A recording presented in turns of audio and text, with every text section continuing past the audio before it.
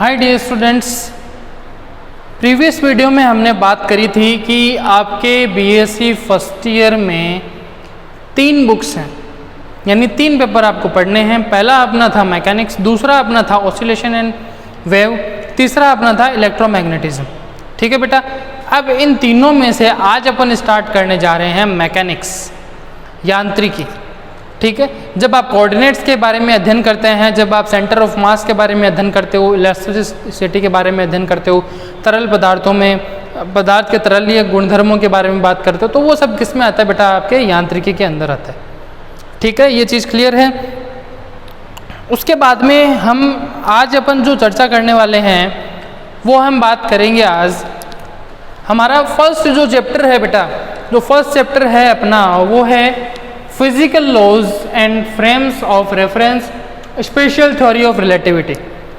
आपको कुछ बुक्स में मिलेगा physical laws and frame of reference, कुछ में मिलेगा बेटा आपको स्पेशल थ्योरी ऑफ रिलेटिविटी।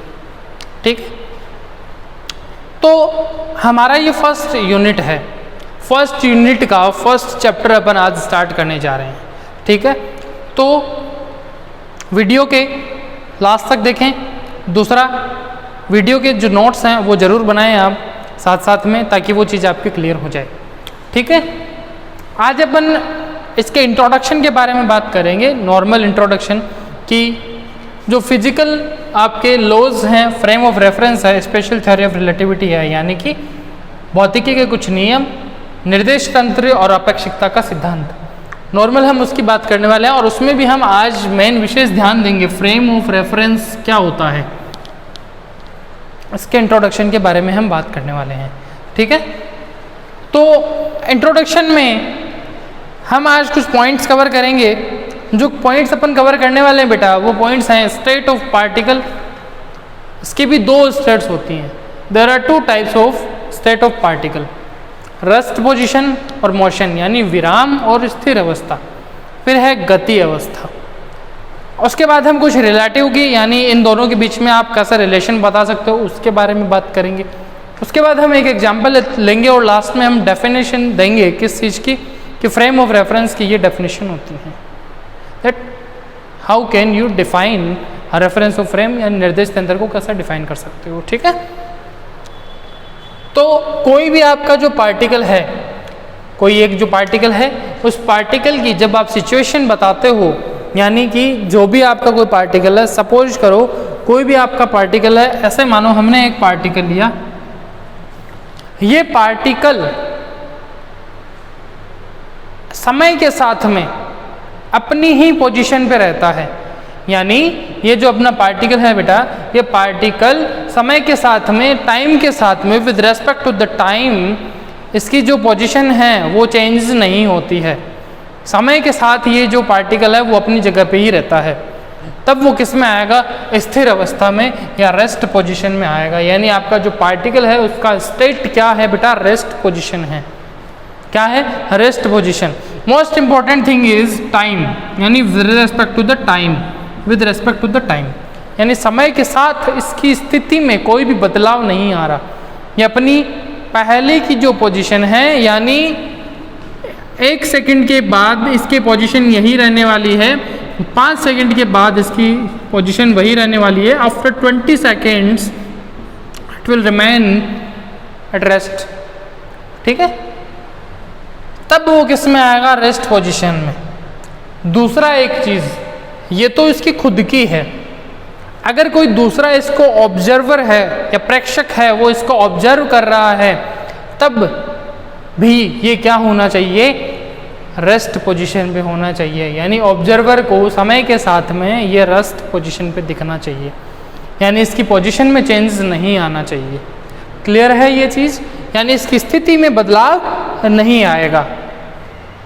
अगर यहाँ से कोई ऑब्जर्वर इसको यहाँ से ऑब्जर्व कर रहा है, तब भी ये अपनी 1 सेकेंड के बाद, 5 सेकेंड्स के बाद, 20 सेकेंड्स के बाद ये रेस्ट पे ही रहेगा। इसके समय के साथ इसमें चेंजेस नहीं आएंगे। एक नॉर्मल एग्जांपल की बात करें तो मैं एक ऑब्जर्वर हूँ, मैं एक प्रेक्षक हूँ, मैं इस मार्कर को देख रहा हूँ, this is a marker and I am observing this, I am watching this. ठीक है, तब मेरा ये जो मार्कर है बेटा वो क्या है? यहाँ से रेस्ट पोजीशन पे है। मुझे क्योंकि ये बदलाव नहीं आ रहा इसमें। 1 second, 2 seconds, 3 seconds, 4, 5। After 5 seconds it remain at rest position. ये रेस्ट पोजीशन पे ही है, इसकी सिचुएशन में कोई बदलाव नहीं आ रहा। इसका मतलब ये जो पार्टिकल है वो मेरे ऑब्जर्वर के हिसाब से भी क्या है, रेस्ट पे है, इसकी पोजीशन में कोई बदलाव नहीं आ रहा समय के साथ में। क्लियर है ये चीज़? ये किस में आएगा? आपका रेस्ट पोजीशन में आएगा, यानी आपका जो पार्टिकल है वो रेस्ट पोजीशन में है। दूसरी स्टेट की बात करते हो बेटा, तो दूसरी स्टेट में अपने आता है मोशन, यानी जो आपका पार्टिकल है, ये जो मेरा पार्टिकल है ये समय के साथ में अपनी पोजीशन में बदलाव ला रहा है। यानी 1 सेकेंड के बाद में ये यहाँ पहुँचा, उसके बाद 5 सेकेंड के बाद में ये पार्टिकल यहाँ पहुँच गया। यानी समय के साथ अलग अलग time, different times, different positions, अलग अलग पोजीशन रहेंगी अलग अलग टाइम के साथ। क्लियर है ये चीज़? अब जैसे ये मेरा मार्कर है, अभी ये रेस्ट पोजीशन में है।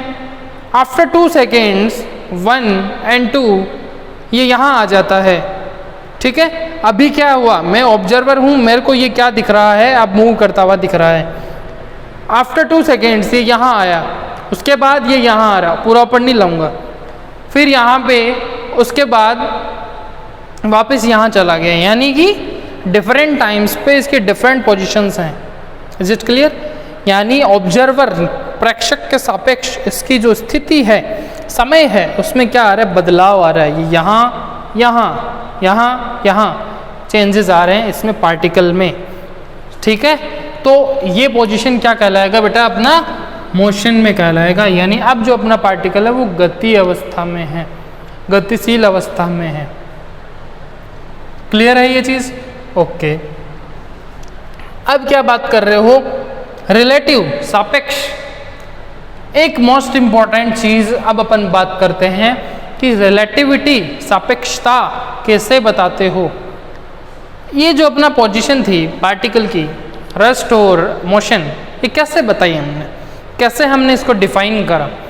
पार्टिकल ने खुद ने बोला कि सर ये जो आपकी मेरी जो स्थिति है वो अभी मैं रेस्ट पे हूँ, और ये जो वाली स्थिति है अभी मैं गति कर रहा हूँ, अभी मोशन में हूँ। नहीं बोला इसने, हमने पता करा। कैसे पता करा? ऑब्जर्वर के थ्रू पता करा। ऑब्जर्वर ने बताया कि ये जो पार्टिकल है वो रेस्ट है या मोशन में है। ये जो मार्कर है वो रेस्ट पोजीशन में है, ये ऑब्जर्वर में हूँ, मैंने बताया।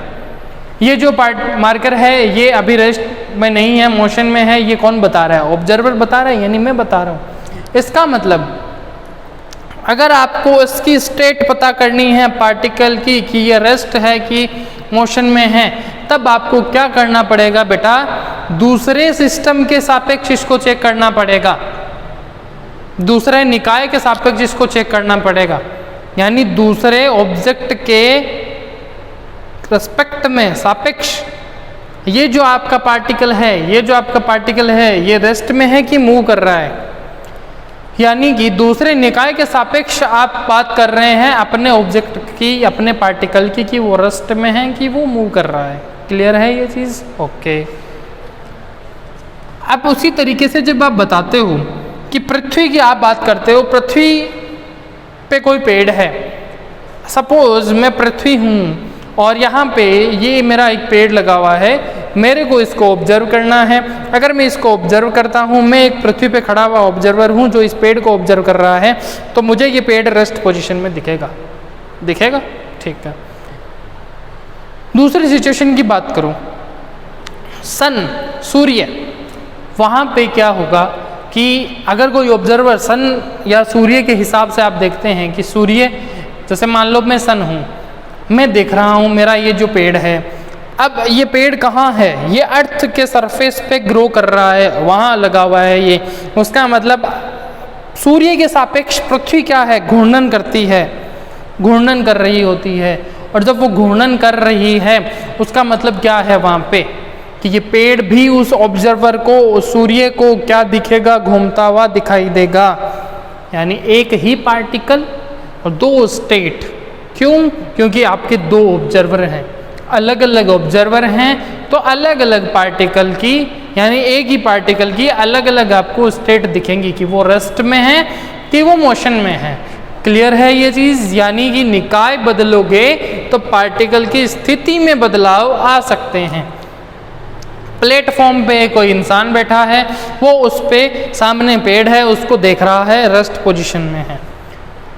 ट्रेन में, गाड़ी में एक आदमी बैठा है, वो ऑब्जर्व कर रहा है पेड़ को, अभी दोनों यहाँ है। गाड़ी चली, आदमी को पेड़ पीछे जाता हुआ दिखाई देगा, उसको लगेगा पेड़ चल रहा है पीछे की साइड में। रियलिटी में ये थोड़ी होता है, रियलिटी में तो उसकी गाड़ी आगे जा रही होती है। लेकिन अगर आप उसकी रिस्पेक्ट में बात करते तो उस इंसान को क्या लगेगा कि पेड़ है वो पीछे जा रहे हैं, इसका मतलब वहाँ पे वो जो ट्री है वो उसके सापेक्ष क्या होगा, मोशन में होगा, गतिशील अवस्था में होगा। क्लियर है ये चीज़? उसका मतलब हम क्या बोल सकते हैं कि thus the object or system about which the state of another body is described, such an object is called reference frame। यानी कि जिसके सापेक्ष आप दूसरे ऑब्जेक्ट की, यानी एक ऑब्जेक्ट के सापेक्ष दूसरे ऑब्जेक्ट की जब आप क्या बताते हो, स्टेट बताते हो कि वो आपका रेस्ट में है कि वो मूव कर रहा है, यानी आपका पार्टिकल रेस्ट में है कि मूव कर रहा है, ये जब आप पोजीशन बताते हो उसकी, वो किस में आता है, आपके रेफरेंस फ्रेम में। यानी जिसके सापेक्ष बता रहे हो, मेरा सापेक्ष मार्कर की बता रहे हो तो मैं एक रेफरेंस फ्रेम हूँ, मैं एक निर्देश तंत्र हूँ, ये एक पार्टिकल है, इसकी पोजीशन आप बता रहे हैं। अगर आप पृथ्वी के सापेक्ष पेड़ की बता रहे हो तो पृथ्वी वहाँ पे एक निर्देश तंत्र है जिसके सापेक्ष आप बता रहे हैं। क्लियर है ये चीज़? ठीक है, ये अपना नॉर्मल इंट्रोडक्शन था किसका, फ्रेम ऑफ रेफरेंस का, कि निर्देश तंत्र क्या होता है। आगे के टॉपिक्स में अपन इसके और टाइप्स की बात करेंगे और नए टॉपिक्स की बात करेंगे। तो नए वीडियो में मिलते हैं फिजिक्स सीखने के लिए। तब तक के लिए कीप लर्निंग कीप ग्रोइंग, इसके नोट्स बना लेना, सिलेबस आपका रनिंग है। तो मिलते हैं अगले वीडियो में, तब तक के लिए keep learning keep growing. Thanks for watching this video. Do like this video, share with your classmates, share with your all friends, subscribe our YouTube channel and press the bell icon to get notification of our YouTube channel's new videos. Thank you very much. Tata. Bye bye.